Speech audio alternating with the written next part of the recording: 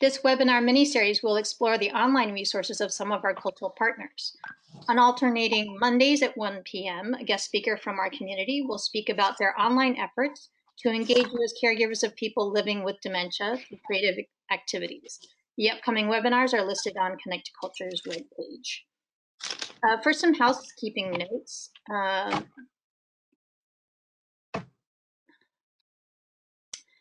if you've joined us and did not register through our helpline at 646-744-2900, I'd like to respectfully ask that you do so that we can keep in touch about upcoming Connect to Culture programs. All webinars in this mini-series will be video and audio recorded. You're welcome to disable your camera by clicking on the video icon at the bottom of the screen if you prefer not to be recorded. The recordings will be posted on Connect to Culture's resource webpage after the webinar is over. All of your mics, except for Joanne's and mine, Joanne being the guest speaker today, will be muted throughout the presentation. If you would like to ask us a question, please enter it in the chat window, accessed through the chat icon at the bottom of the screen. Or if you prefer to ask in person, please enable your camera and raise your hand so I can enable your microphone.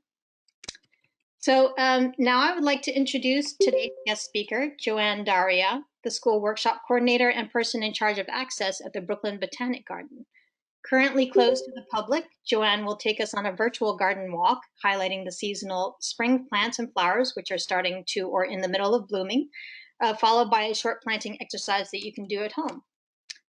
Thank you, Joanne, for being here. And I will now give you control of the controls and allow you to start your presentation. Hold on 1 minute, Joanne. Okay. Hi, everyone. I'm so happy to be here. Thank you, Meredith, for inviting me. And it's great to share some of what's happening at the garden, even though there's hardly anyone there to enjoy it. So I'm happy that whoever's on this is able to join us today. So we're going to do a little tour. I'll highlight some of the spring highlights that are happening here at the garden.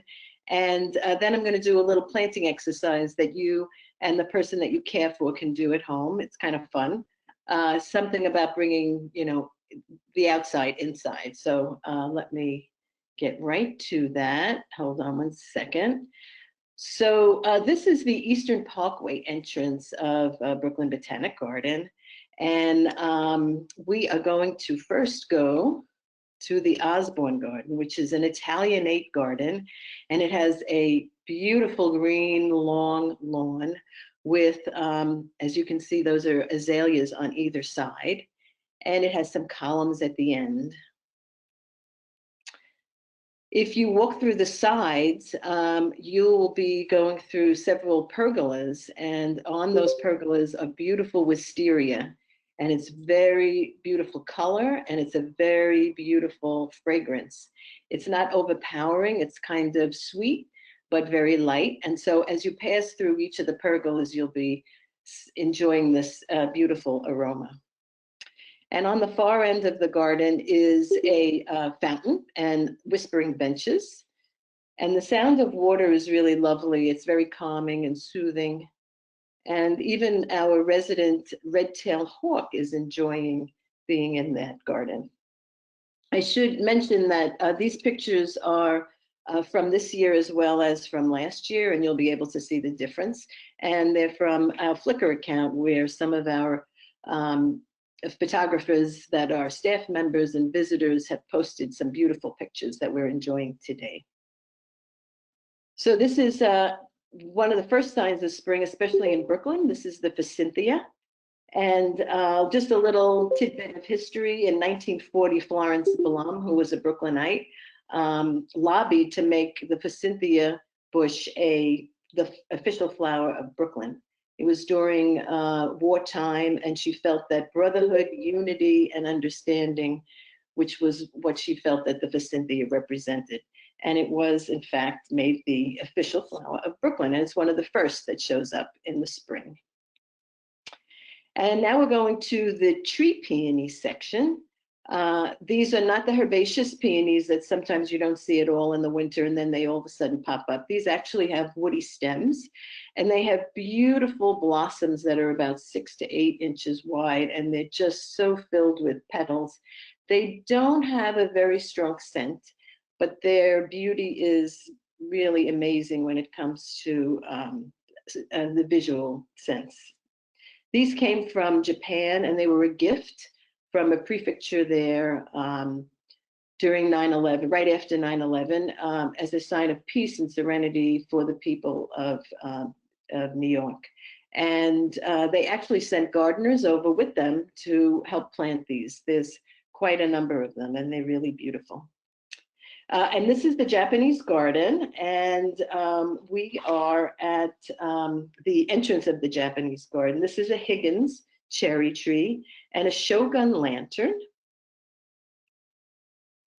And as you can see in the background on the bottom left is our torii, and that on the torii is a little sign that says enlightened being. And if you've ever been to Japan, they have tories that mark the entrance of a shrine. So if you walk through the torii, of course you can't hear because it's in the water, but usually if you go through a torii, it will take you to further into a shrine. And we do have a shrine actually in the Japanese garden. It's to the goddess Inari. But let's see what else is there. This is a snowy egret. How beautiful is that photograph landing on our torii? And we have some other friends. These are koi in the pond. And some red-eared sliders enjoying the sun on Turtle Island. And this is one of several waterfalls that are in the Japanese garden. It's about 3 layers, and each layer has quite a different sound. And I think that you would be able to hear some sound if I just hit this. Oh, here we go. The Japanese garden is just beautiful in every season. In the winter, it's beautiful because the structure of the garden is so spectacular. In the spring, as you can see, in the summer, there is something in every season. And it's really a beautiful spot for relaxing and just enjoying the scenes, looking at nature, the sounds, the sights. And now we're going to the Shakespeare Garden, which is right across from the Japanese garden. And this is not a cherry tree. You can see the top has a bough with some flowers on it. That's actually an apricot. And the Shakespeare Garden was named for Shakespeare because Shakespeare loved to garden. He was a very big gardener, and he would put a lot of garden plant references in his plays and his sonnets and poems. Sometimes they were poisonous and sometimes they were for beauty or represented love. So we have a number of plaques because we do plant a lot of the plants that were mentioned in his works in the Shakespeare Garden. The Shakespeare Garden is great in, I would say, June through November. It's reminiscent of a cottage garden because it has vegetables as well as plants of beauty, beautiful shrubs, beautiful flowers. So you might see right now some pansies or violas, species tulips, and some beautiful irises. Here's this one in the rain. And from there, it's connected right to, this is a little visitor. This is a Blackburnian warbler who comes in spring, ushers in spring. This bird is about 2 inches small. It's about the size of a hummingbird. And it has a very sweet song.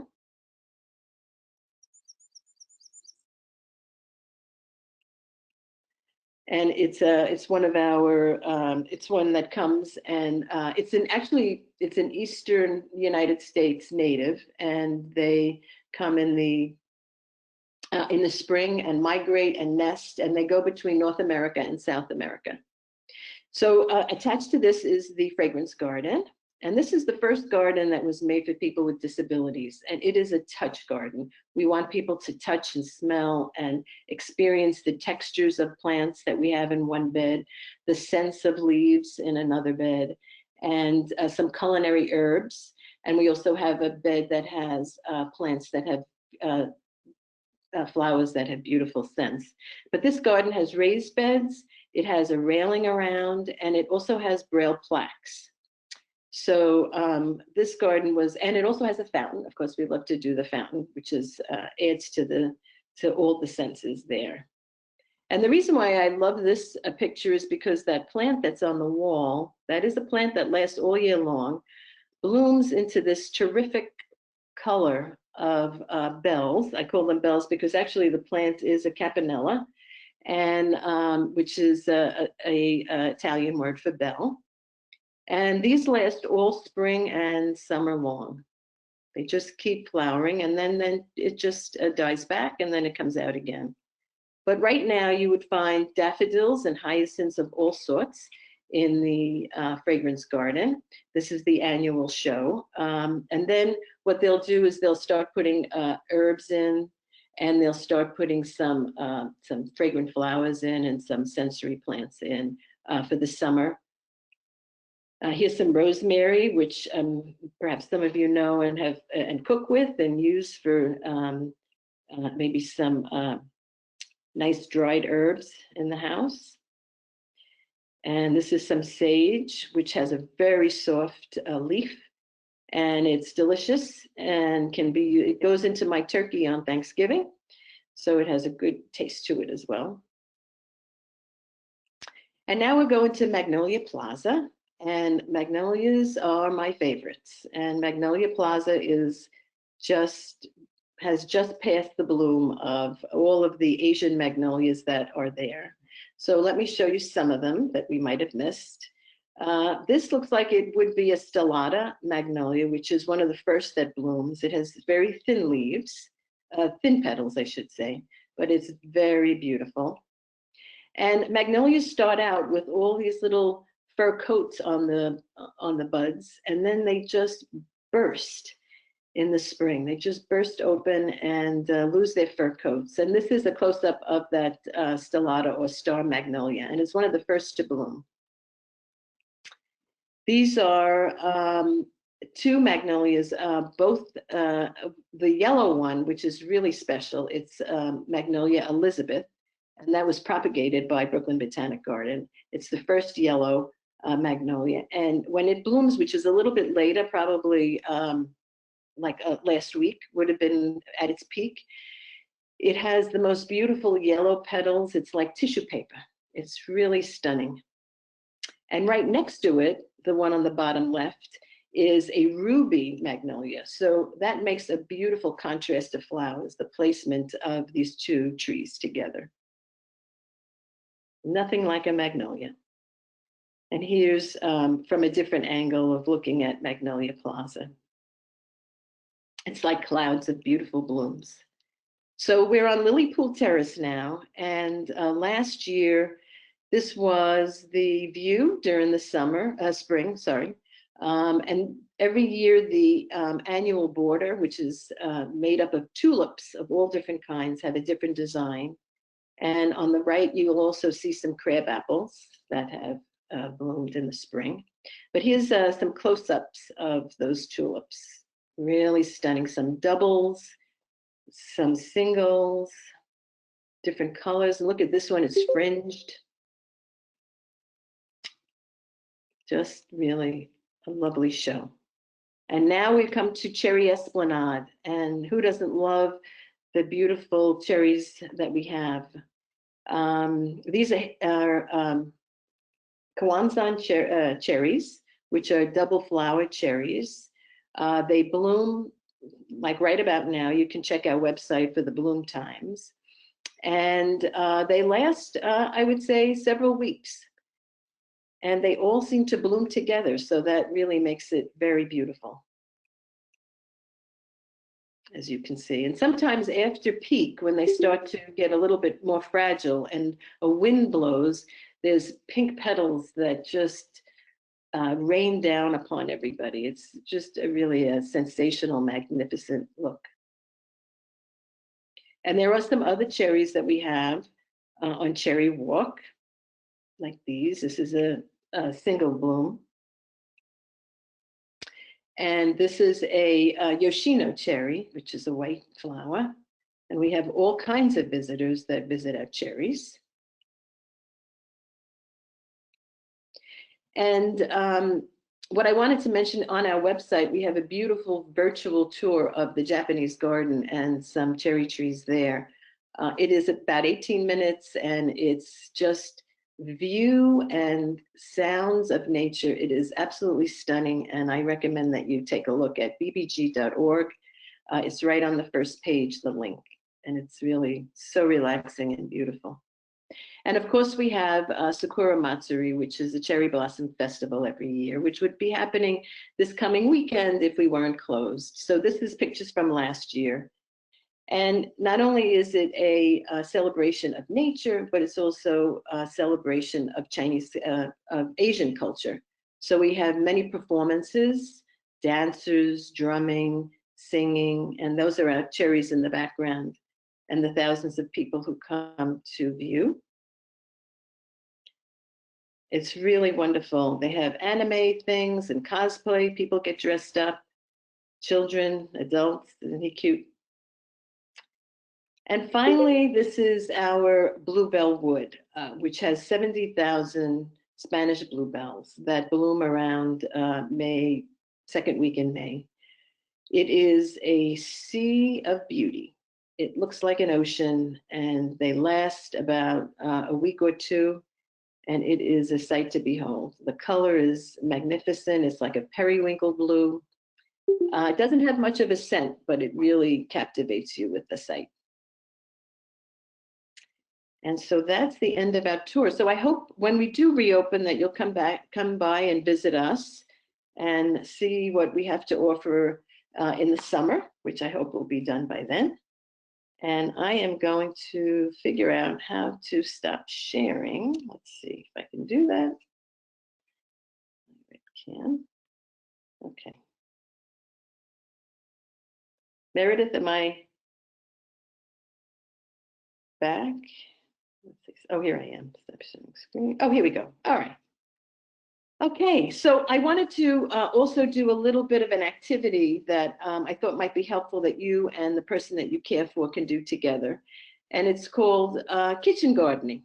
So what can I plant while I'm indoors and I haven't been able to go outside very much? What can I do inside to get in touch with nature? And so I found several different containers. I have a container here that strawberries came in, which is really good because it has holes at the bottom. I have a milk container or a juice container that I poked holes in the bottom and cut out the top. Take-out food container you can use just as long as you poke holes in the bottom, any kind of container. And what I did was I filled this with soil. Let me show you this. About halfway, some soil. And I put a tray on the bottom. And what I did was I looked into my refrigerator. This is why it's called kitchen gardening. And I found a favorite pepper of mine, and all the seeds that are inside is an apple with some seeds inside. Lemon, love lemons. I want to do a lime, but I haven't found many limes that have seeds inside. Some oranges do, but it's hit or miss. And here's a tomato. It happens to be my favorite tomato that I wanted to try. So what I did was I took a napkin, opened it up, and I made evenly, can you see this? Evenly dots from that I did with a marker. Evenly, can you get that? You see that? Right? And on each of the dots, I put a seed. Can you see that? And then what I did was I cut this out so that it would fit nicely in my box.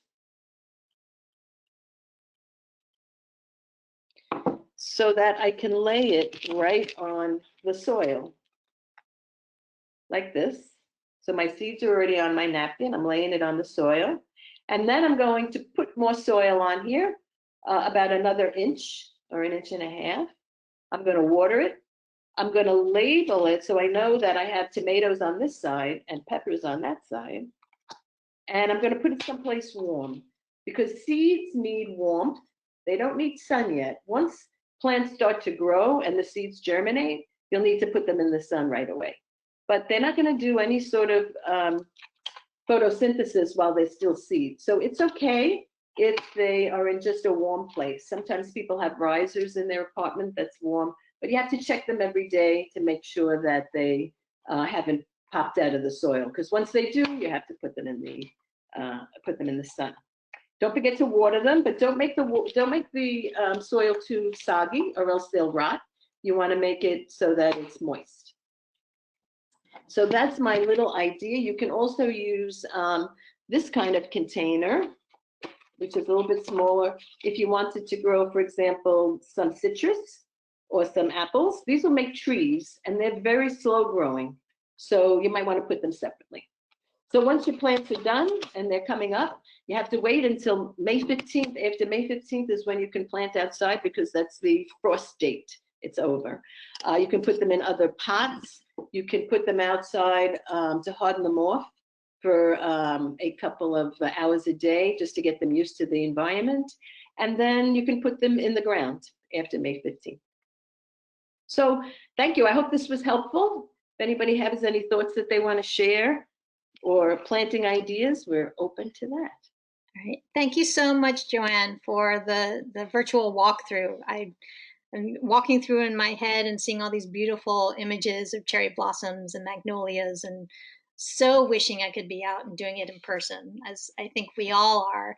But thank you so much for that virtual experience, and also the planting activity. I'm going to see what seeds I have in my fridge. Right? There's so many. They You do are. beans and everything. Great. Well, I have some people have posted some questions on the chat in the chat window, and if any of you have any other questions, please feel free to do that. The first question I have is, how did the seeds stick to the napkin? Good question. Actually, I'm so glad that you asked that. So when I did tomatoes have this sort of viscous gel stuff around the tomatoes. Those are easy, they stick. But the peppers were a little bit more challenging, and so I had to wet them a little bit and then put them on the napkin. But then I would quickly put them into the soil and then put soil on top. Okay. So that's how I did it. So the natural moisture around the seeds as they come out of whatever fruit or vegetable they're coming out with, that will help them kind of, that's kind of a natural adhesive to the napkin. It is for tomatoes, but not for peppers. So you have to wet them a little bit, the peppers. Give them a sprinkle of water. Just a little bit, just so that they'll stick. Okay. The other question we have is, will you have similar workshops for the public once the garden reopens? We have adult education workshops all the time that are going on in all seasons. Now, I don't know whether we're going to jump right into having workshops as soon as the garden opens. I think we're going to have to figure out what the city allows us to do and maybe have a gradual opening. But there's a lot of resources on the website, on our website, BBG. There's under families and teachers. You could check all of them out. There's a lot of resources there, some home things that you could do, which would be really nice. And I'm hoping that come September, we'll be able to start memory programs again, which is a program I do for people with dementia and their caregivers once a month. Okay, so fingers crossed that we can all be reopened and kind of slowly ease into our new normal. I really want to thank you, Joanne, for joining us, and thank you all for all the caregivers who have joined us. I hope you found this helpful. I do want to say that Joanne has very graciously written up the instructions, the step-by-step instructions to the planting activity that she just did. We will post that along with the video recording of this webinar after we're finished with the webinar, probably in the next few days. So you can access that through our Connect to Culture webpage. It'll be on the resources tab.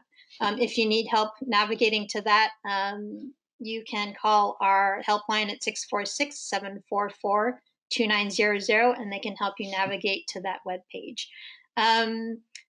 Does anyone else have any other questions? I have Laura Sloan, who says, thanks for sharing, wonderful lesson. She's one of our longtime colleagues. We have another question. Have you planned any other webinars? The answer to that, thank you very much for asking. Yes, we have planned other webinars. Our next one will be on May 4th.